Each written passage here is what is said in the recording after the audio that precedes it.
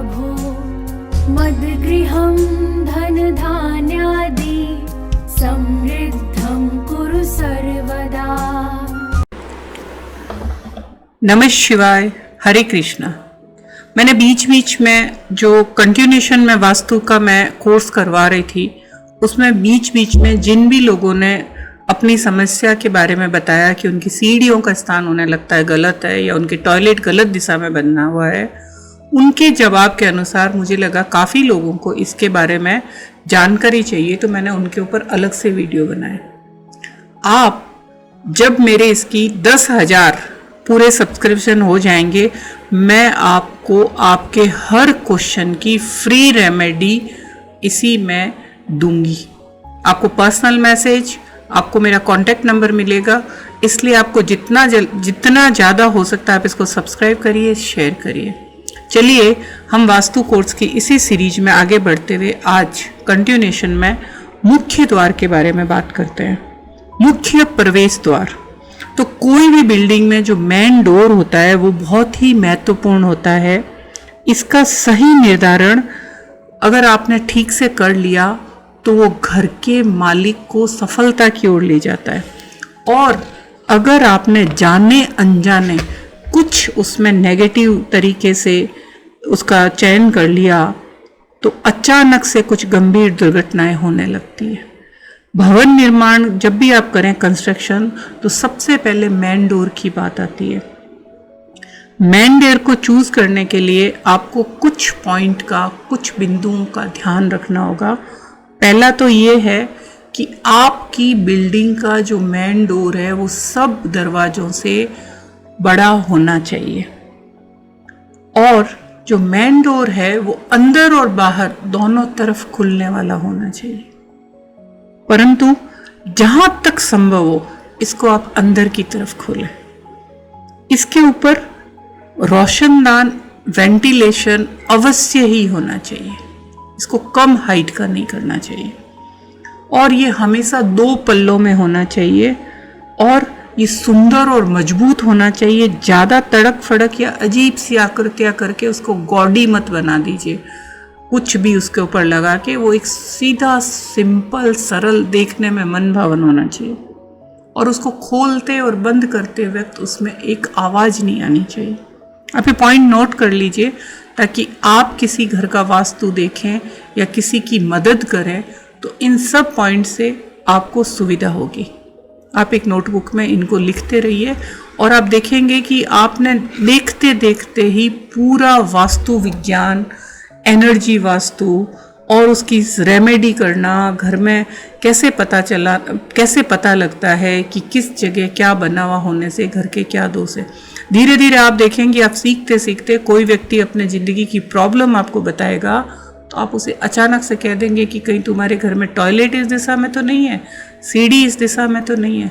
तो मैं चाहती हूँ आप इतने एक्सपर्ट बन जाए कि आप खुद वास्तु अपने घर का तो समाधान करें, लेकिन साथ ही साथ सीखकर दूसरों की मदद करें। तो आइए आप ज़्यादा से ज़्यादा सब्सक्राइब करिए और ज़्यादा से ज़्यादा शेयर करिए। तो चलिए, ये जो मेन गेट होता है, इसके ठीक सामने कोई दीवार नहीं होना चाहिए, नहीं तो द्वार वैध हो जाएगा जो आपकी एनर्जी को रोकेगा। इससे बढ़िया तो किसी भी कमरे का गेट हो, क्योंकि 2 गेट फिर भी ठीक होते हैं, लेकिन 3 दरवाजे नहीं होने चाहिए। और आजकल क्या होता है कि हम जब पूजन करते हैं वैदिक शास्त्र से, तो चौखट का पूजन होता है, लेकिन उसकी जगह आजकल हम बंदे बंदाए ढर्रे में तिखट की पूजा कर रहे हैं। यानी नीचे का पल्ला तो उड़ा ही दिया है, नीचे का जो होता है वो असल में बाहर की नेगेटिव एनर्जी को अंदर आने में रोकता है। लेकिन अगर आप उसी को हटा देंगे तो वो कैसे संभव है कि पॉजिटिव एनर्जी अंदर में कंट्रोल रहेगी। तो आपको मुख्य द्वार, मेन डोर, अगर आप वास्तु को पूर्णतः पालन करना चाहते हैं तो आपके गेट में दहलीज जरूर होनी चाहिए, जो 2 इंच से लेके 5 इंच तक होती है। मतलब सीधा ही पाँव जाए, ऐसे फ्लैट फ्लोर नहीं होना चाहिए। कई वास्तुशास्त्रों में है कि दहलीज घर से बाहर जाने वाले हर व्यक्ति को ये बोध कराती है कि वो कोई ऐसा कार्य नहीं करे जिससे घर की इज्जत और मान मर्यादा पर आँच आए। और आजकल लोग जो मेन डोर पे तरह तरह की आकृतियाँ उसको सजाने के लिए बना देते हैं, वो एकदम ठीक नहीं है। ये मेन डोर पर किसी तरह की आकृति लगानी हो तो वो रेक्टेंगल शेप में होनी चाहिए और मेन डोर पूरी तरह से बंद हो जाना चाहिए। उसमें किसी तरह का छेद, दरार, उसमें आवाज आना वो नहीं होना चाहिए। और आपका जो मेन डोर है उसके बाद अगर आपको सजाना ही है तो वहाँ पे तोरण है या कोई मांगलिक चिन्ह है उससे उसकी सजावट करनी चाहिए। स्वास्तिक और ओम, इस तरह के शुभ आकृतियों से आपको उसको सजाना चाहिए। आप लोगों में से मैंने देखा है बहुत लोग ये एक बहुत बड़ी भूल करते हैं, वो हमेशा अपने मेन डोर के ऊपर बाहर में गणेश की प्रतिमा लगा देते हैं। तो ये लगाना एकदम उचित नहीं है। इसके पीछे हमारे विश्वकर्मा शास्त्र, आपने जो भी वास्तु के जो भी शास्त्र पढ़े हैं, जो भी हमारे धर्म में शास्त्र पढ़े हैं, उसमें आपने देखा होगा कि गणेश, भगवान गणेश की जहाँ दृष्टि जाती है वहाँ पर रिद्धि सिद्धि का वास होता है और गणपति की पीठ में दारिद्र्य का वास होता है। यदि बाहर की ओर प्रतिमा लगती है तो इसका अर्थ क्या हुआ कि जो जितना दरिद्र है वो उनकी पीठ के पीछे यानी आपके घर में आ रहा है और रिद्धि सिद्धि तो बाहर है। तो गणेश प्रतिमा को प्रवेश द्वार पर अंदर की ओर लगाना चाहिए। इसमें ये दर्शाता है कि दरिद्रता घर से बाहर जा रही है और रिद्धि सिद्धि घर में प्रवेश हो रही है। मेन डोर के सामने कोई भी वृक्ष, कोई भी मंदिर, कोई भी खंबा या कोई जानवर को बांधने की खूंटी नहीं हो। ये मैंने आपको पहले भी सब तरह के वेद होते हैं उसके बारे में बताया है। और जो मेन डोर है उसके दोनों पल्लों की लंबाई चौड़ाई बराबर होनी चाहिए। अगर उनमें अंतर होता है तो वो घर में सौभाग्य नहीं लाता है। और घर में आने वाले लोगों के जो जूते चप्पल है इनकी जगह बाहर होनी चाहिए। यदि ऐसा नहीं है तो वहीं अंदर किसी कोने में रखें। मन की शांति के लिए रोज सुबह शाम पूजा के बाद पूजा में रखा हुआ आपके एक जल का कलश हो, उस जल को बाहर छिड़कना चाहिए। उससे मन शांत रहता है। रंग बिरंगी रंगोली का भी निर्माण करें। मुख्य द्वार के साथ साथ घर में आपके जितने गेट है उनकी संख्या सम राशि में होनी चाहिए, जैसे 2, 4, 6, 8। परंतु कभी वो 10 नहीं हो, 20 नहीं हो, 30 नहीं हो, 40 नहीं हो। अगर 10 गेट हो गए तो आप उसको 11 कर लीजिए, नहीं तो उसको 9 कर लीजिए। तो ये हमारे मुख्य द्वार के लिए बहुत ही ध्यान रखने के लिए है। आपको पहला पॉइंट है कि आपको उसको दहलीज उसमें रहना बहुत ही ज़रूरी है। आपको दहलीज को नहीं हटाना है। फिर आप जो भगवान रिद्धि सिद्धि के दाता जो गणपति है उनको आपको बाहर नहीं बिठाना है। जब आप रिद्धि सिद्धि को बाहर बिठा देंगे तो आपको क्या फ़ायदा? आपके जब घर में आप दारिद्र्य को आमंत्रण देते हैं वो ठीक नहीं समझा जाता है।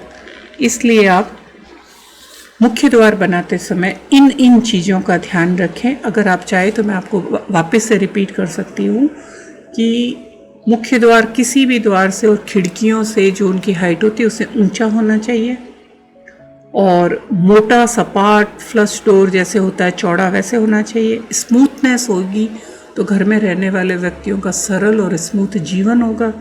उसकी मोटाई होगी वो उसकी सुरक्षा है। जो ऊंचा खांचा उबड़ खाबड़ अगर आप गेट बनाते हो तो वो जीवन में उथल पुथल होता है। कांच का या जिसमें दिखता हो वैसा दरवाज़ा नहीं रखें, क्योंकि ये है कि आप बाहर से अंदर अगर देख सकते हो तो आपकी घर के अंदर के सीक्रेट बाहर जाएंगे, यहाँ तक कि आपकी सारी बातें पूरे मोहल्ले में जाएगी। और जब भी आप खोलो क्लॉकवाइज खुलना चाहिए, दाईं ओर, हमेशा घर के अंदर खुले। खिड़कियां बाहर खुलनी चाहिए। बाहर खुलने वाला द्वार कभी भी घर में नहीं लगा है। मुख्य द्वार झुका हुआ नहीं होना चाहिए, सीधा होना चाहिए। और एक चीज आप विशेष ध्यान रखिए, जो मैंने देखा है कि घर का जो लिंटेल होता है वो भी झुका हुआ नहीं होना चाहिए। मतलब आपकी नाक आपके घर का लिंटेल हो गया, यानी आपकी नाक झुकी हुई है, इज्जत झुकी हुई है।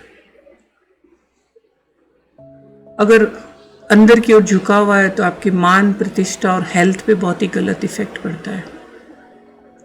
और अगर आप चेक करिए कि अगर आपका घर का मेन डोर ठीक पद में नहीं है, पानी की टंकी और पानी भी ठीक नहीं है, उससे आप खुद मत बदलें, क्योंकि जो भी नेगेटिव एनर्जी वहाँ पे इकट्ठी हुई है, जैसे टॉयलेट भी गलत दिशा में है, तो उसका असर आप पे हो सकता है।